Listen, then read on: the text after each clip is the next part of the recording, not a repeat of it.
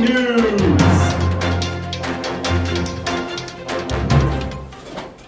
It's not the right script. Oh. Excuse me, wrong script. We are here to introduce you to Wisconsin government. Hey, I'm Adam. And I'm Miles. The first thing I want to introduce you to is the Wisconsin Constitution. This document sets us apart from other states and makes us unique. Our state constitution is very similar to the federal U.S. Constitution, but there are some key differences. Come check this out. Both constitutions outline three major branches. The legislative branch, consisting of senators and House of Representatives, and they are core of representing the people and the government, and being one of the biggest linkage institutions that forms the laws and then sends them to the executive branch, with the governor at the state level and the president at the federal level. This branch has the job of implementing laws and enforcing them. Finally, the judicial branch. At both levels, they hold court trials, but at the federal court level, it's more of higher court problems, like the Supreme Court, which deals with a lot bigger issues than the smaller state courts, like in Wisconsin. Back to the studio.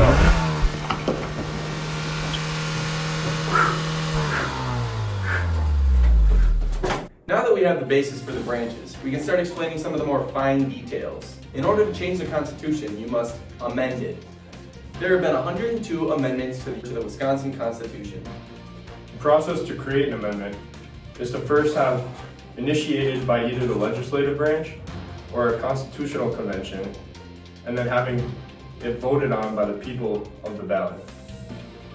Speaking of ballots, the requirements set out for Wisconsinites to vote are: you must be a U.S. legal citizen, 18 years old by the election day, and live at your current address for the last 28 days prior to the election. If you are a felon, you must have completed your probation or parole.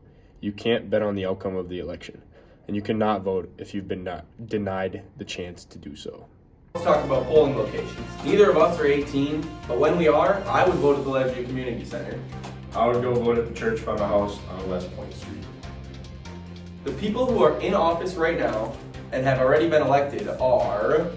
They are the state senators, Tammy Baldwin, a Democrat, and Ron Johnson, a Republican, who are serving a 6-year term, along with Brian Stilley and Mike Gallagher, who are on the House of Representatives serving a 2-year term.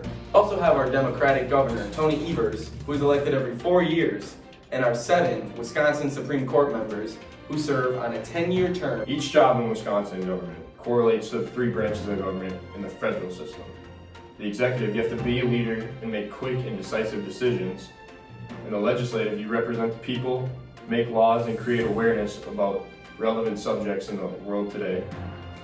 And then judicial, you conduct hearings and have judicial review over laws that are opposed by the people. With each of these powers comes checks and balances to make sure none of them overpower the other. Elected officials can get into a job like this by having experience working in the government and campaigning, or just even working in that field. Now we're going to switch topics into the issues going on in Wisconsin right now. There are many issues that are happening, but at the moment one of them is the legalization of marijuana. The legislative branch will decide if it should be legal or not and send a bill to Tony Evers. He may reject or veto that bill, or he may accept it. And then going over to the judicial branch, they would no longer treat marijuana possession as a criminal charge. And then in the executive branch, Evers plans to support and back up the bill that's passed for the people. Finally, the executive branch plans to support and pass the bill that over 61% of the people have supported. Finally, the last issue we talk about is education systems in Wisconsin. The legislative branch will write laws and give money to regulate what is taught in the schools. The executive branch, which is Tony Evers, who used to be a leader of education in the Wisconsin system, would then support the laws written and give his enforcement of them. And then the judicial branch will look over any problems that there are with the bill written to make sure everybody is getting their constitutional needs met. Many people are liking the idea of more funding towards school to higher the education of younger children in Wisconsin, and it is mainly supported because of our governor, Tony Evers.